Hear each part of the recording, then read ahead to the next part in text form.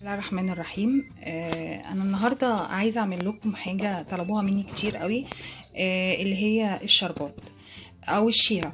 الشربات فيه كتير قوي بعد ما بيبرد بيسكر معاه، وده بيضايقه قوي، يعني بيضايقهم ان هو بعد ما بيعملوه وبيعملوه بكميه يعني بيسكر معاهم. انا بقى اقول لكم على طريقه هتخلي الشربات ما يسكرش، وفي نفس الوقت تعملي منه كميه لو هتعملي بيها حلوياتك، خصوصا ان رمضان قرب، كل سنه وانتم طيبين.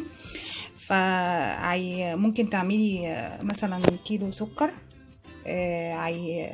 وتعبيه في ازازه وتشيليه في التلاجة او تشيليه بره، يعني مش ممكن يقعد معاكي شهر يعني او اكتر يعني. ف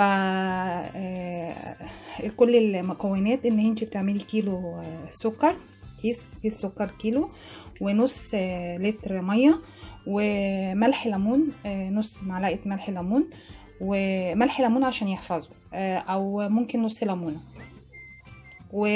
وبحط كمان فانيليا.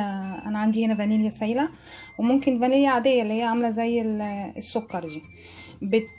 بتحطي السكر عليه الميه، وبتحطيها على النار لغايه ما بيدوب، وبعد ما يدوب السكر ما تقلبهوش عشان ما يسكرش معاكي، لان انت لما بتقلبيه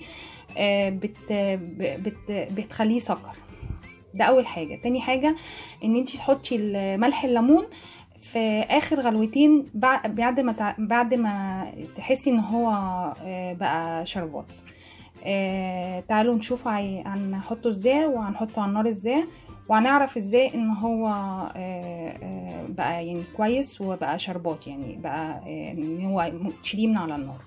يلا بينا نشوف هتعمل ازاي. هنا حطيت الميه على السكر اهي، السكر اهو، وحطيت الفانيليا، وممكن تحطي عود قرفة او قرنفل لو عايزه بطعم مثلا الشربات يبقى طعمه، لو بتحبي القرنفل حطي قرنفل، او فانيليا عادي يعني، وممكن ما تحطيش حاجه يعني. فيلا نشوف، هحطه على النار واشوف هيتعمل ازاي.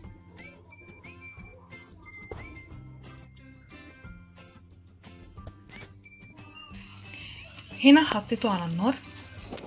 في ساعات بيبقى السكر بيبقى فيه شوائب، فبيطلع ريم كده على الوش، فالريم ده زي المربى، لازم تشيليه، يعني تشيليه كده اول ما يغلي يتشال، ولازم توطي عليه، يعني انت اول ما يغلي على طول وطي عليه عشان ما يفرش معاكي.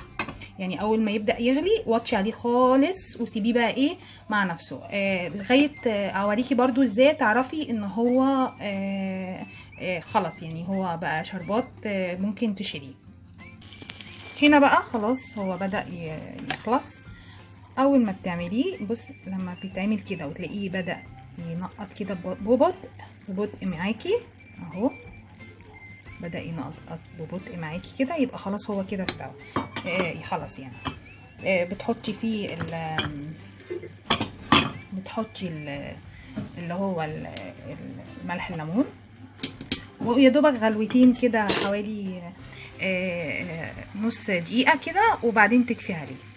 وفي بقى تكه انا بعملها، بتحطي بعد ما تطفي عليه معلقه سمنه بلدي، سمنه بلدي او السمنه، اي سمنه انت بتستعمليها للحلويات، بتحافظ عليه وما تخلوش يسكر ابدا، يعني بتخليه، دي تكه مش كتير يعرفها يعني.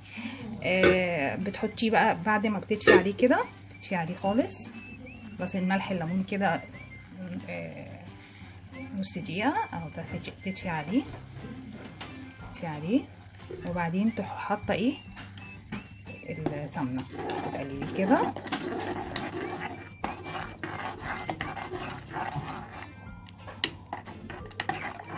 وتسيبيه بقى لغايه ما يبرد خالص، وبعدين تروحي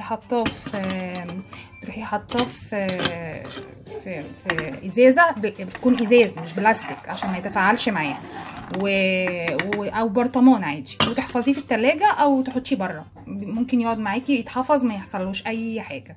والف شكر.